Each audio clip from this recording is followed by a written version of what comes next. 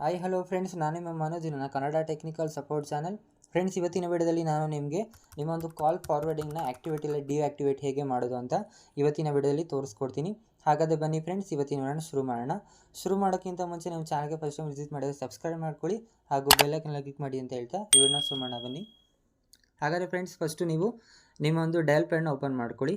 Open ಮಾಡಾದ್ಮೇಲೆ ***21* ನೀವು type ಮಾಡಿ. ನೀವು ಯಾವ ಒಂದು ನಂಬರ್ಗೆ ನೀವು ಕಾಲ್ ಮಾಡಬೇಕು ಅಂತ ಅಂದ್ಕೊಂಡಿದ್ರೆ ಆ ನಂಬರ್ನ ಇಲ್ಲಿ ಟೈಪ್ ಮಾಡ್ಕೊಳ್ಳಿ. ಟೈಪ್ ಮಾಡಾದ್ಮೇಲೆ ಲಾಸ್ಟಲ್ಲಿ ಫ್ರೆಂಡ್ಸ್ ಸ್ಟಾರ್ನ ಇಲ್ಲಿ ಟೈಪ್ ಮಾಡಿಕೊಂಡು ಇಲ್ಲಿ ನೀವು ಕಾಲ್ ಮಾಡಿ. ಕಾಲ್ ಮಾಡಿದ ತಕ್ಷಣ ನಿಮ್ಮ ಒಂದು ಕಾಲ್ ಫಾರ್ವರ್ಡಿಂಗು ಏನು ನಂಬರ್ ಕೊಟ್ಟಿದ್ದೀರಾ ಆ ನಂಬರ್ಗೆ ಅದು ಕಾಲ್ ಫಾರ್ವರ್ಡಿಂಗು ಆ್ಯಕ್ಟಿವೇಟ್ ಆಗುತ್ತೆ ಫ್ರೆಂಡ್ಸ್. ನಿಮ್ಮ ಮೊಬೈಲ್ ಏನಾದ್ರು ಸ್ವಿಚ್ ಆಫ್ ಆಗಿತ್ತು, ಇಲ್ಲ ನಿಮ್ಮ ಫೋನ್ ಏನಾದ್ರು ಪ್ರಾಬ್ಲಮ್ ಆಗಿತ್ತು ಅಂತಂದರೆ ಈಗ ನೀವು ಯಾವ ನಂಬರ್ಗೆ ಕಾಲ್ ಫಾರ್ವರ್ಡಿಂಗ್ ಮಾಡಿದ್ದೀರಾ ಆ ನಂಬರ್ಗೆ ಕಾಲ್ ಬರುತ್ತೆ ಫ್ರೆಂಡ್ಸ್. ಇದು ಫ್ರೆಂಡ್ಸ್ ಕಾಲ್ ಫಾರ್ವರ್ಡಿಂಗ್ನ ಆ್ಯಕ್ಟಿವೇಟ್ ಮಾಡೋದು. ಇದೇ ನೀವು ನಂಬರ್ನ ನೀವು ಡಿಆಕ್ಟಿವೇಟ್ ಮಾಡಬೇಕು ಅಂತಂದರೆ ಇದು ಕೂಡ ಒಂದು ನಂಬರ್ ಇದೆ ಫ್ರೆಂಡ್ಸ್. ಆ ನಂಬರ್ನ ನೀವು ಟೈಪ್ ಮಾಡಿ ನಿಮ್ಮ ಒಂದು ಕಾಲ್ ಫಾರ್ವರ್ಡಿಂಗ್ನ ಡಿಆಕ್ಟಿವೇಟು ಮಾಡ್ಕೋಬೋದು ಫ್ರೆಂಡ್ಸ್. *#21# ನೀವು ಜಸ್ಟ್ ಡಯಲ್ ಮಾಡಬೇಕಾಗತ್ತೆ. ನೀವು ಡಯಲ್ ಮಾಡಿ ಕಾಲ್ ಮಾಡಿದ್ರೆ ನೀವು ಆ್ಯಕ್ಟಿವೇಟ್ ಮಾಡಿದ್ರಲ್ಲ ಕಾಲ್ ಫಾರ್ವರ್ಡಿಂಗ್, ಅದು ಈಸಿಯಾಗಿ ಡಿಆಕ್ಟಿವೇಟ್ ಆಗುತ್ತೆ.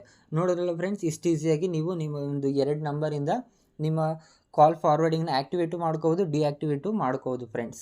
ಈ ವಿಡಿಯೋ ನಿಮ್ಗೆ ಇಷ್ಟ ಆಗಿದರೆ ಲೈಕ್ ಮಾಡಿ ಹಾಗೂ ನಮ್ಮ ಚಾನಲ್ಗೆ ಫಸ್ಟ್ ಟೈಮ್ ವಿಸಿಟ್ ಮಾಡಿದರೆ ಸಬ್ಸ್ಕ್ರೈಬ್ ಮಾಡ್ಕೊಳ್ಳಿ ಹಾಗೂ ಬೆಲ್ ಐಕಾನ್ ಕ್ಲಿಕ್ ಮಾಡಿ ಅಂತ ಹೇಳ್ತಾ ಈ ವಿಡಿಯೋನ